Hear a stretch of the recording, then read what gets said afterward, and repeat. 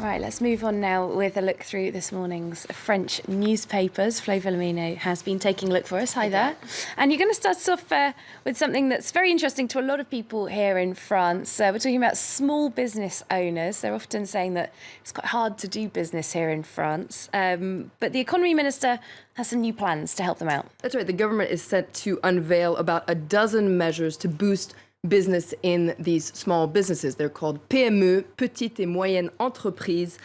So Les Echos, the business paper, actually interviews Pierre Gattaz. Pierre Gattaz is the president of MEDEF. MEDEF is the Mouvement des Entreprises de France, so essentially France's largest representatives of employers. And he actually has a warning for the government. You can see Les Echos on the front page here. They're talking about l'avertissement du MEDEF, so the warning from MEDEF. Now, in this interview, he's actually critical of the government. He's critical of Emmanuel Macron, the economy minister. He says that everything that he's doing so far is essentially window dressing because so far the government hasn't tackled the main problem. The main problem is France's very complicated, very rigid labor law system that essentially makes it very expensive to hire people and very difficult to fire people. You can see here this quote from the interview. He says that small businesses are really afraid of hiring people because it's very expensive, isn't it? It's very expensive to hire them, and if ever they have to fire them, it's also very expensive. So in this interview, he calls for a lot more flexibility from the government. So a lot of people are in fact agreeing with him that the system is stuck. Some of the papers going through that as well. Indeed, if we take a look at the front page of La Croix, that's the main Christian paper, they also say, pourquoi ça bloque? Why is the system stuck? La Croix actually goes and interviews small business owners, and they indeed say that they're afraid to hire people. About 70% of business owners say that they're afraid to hire people. Why is that? Well, same reasons. The cost of labor is too expensive, and these labor contracts are very, very difficult to break.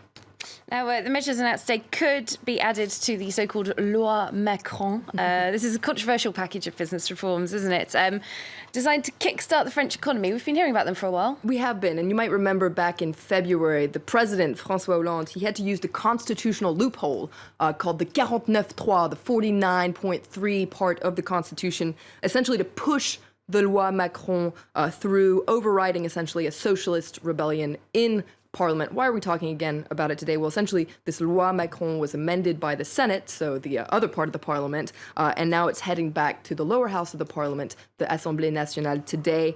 You can see here, Le Figaro is taking a closer look at how the Prime Minister is hoping to avoid another 49.3 moment, but it should go through because over the weekend, the Socialist Party held a Congress in Poitiers, and they decided to show unity. Okay, and one of the things they're getting ready for is the presidential election. Don't worry, it's not happening just yet. It's happening in 2017. Yes, but one man is already very busy, and that's the president, François Hollande. He has a very busy schedule over the next week. Let's take a look at Le Parisien. What an agenda. He's going to be very busy. He's got 11 official trips planned in just 1 week. Le Parisien aujourd'hui en France likens it to a crazy whirlwind tour. So he's going to... It's not the most logical route, yeah, is it? He's kind of going all over the place. If you look at that map, he's starting in Tues. Tues is his stronghold in Corrèze. He's going to end in Algiers. He's going to pass through Brussels. He's going to pass through Geneva, Bordeaux, Nantes, Le Bourget, of course, for the air show. Why is he on such a crazy tour? Well, Le Parisien says essentially he's trying to plow the field and get ready for that election. Well, I'm not so sure about playing the field, but his carbon footprint is going to be pretty enormous, isn't it? His political rival, Nicolas Sarkozy, also back on the scene. He's got some itchy feet as well. He's got some itchy feet. Yesterday he was in Israel and in the Palestinian territories. Le Parisien says that the leader of Les Républicains, of course that's the new name of the UMP, received a presidential welcome. And you can see him here with the former president, Shimon Peres. This is also all politics, according to Le Parisien. He also has his eyes set on 2017. All right, finally, just a word about a legendary comic book icon. I'm sure you've all heard of him. We're talking about Tintin. Tintin. Who does Tintin belong to? That's a million-dollar question today. The Belgian people, surely. You'd think that it would belong to the heirs of Hergé, the man who drew Tintin. Well, wrong, at least according to a Dutch court. This is a pretty weird Dutch case that happened. Essentially, Moulin Sarr, the Belgian-based company that manages the very lucrative Tintin business, took on a small Dutch fan club because they were printing Tintin strips in their fanzine, and in court, It's not allowed. it emerged that 73 years ago, Hergé, so the man who drew Tintin, actually gave over the rights to his publisher, Casterman, so it doesn't belong to his family. It's a bombshell in the publishing world, according to Aujourd'hui en France. Definitely. You'd think that would be part of your family heritage, wouldn't you? Thanks very much, Flo, with that look through the French papers.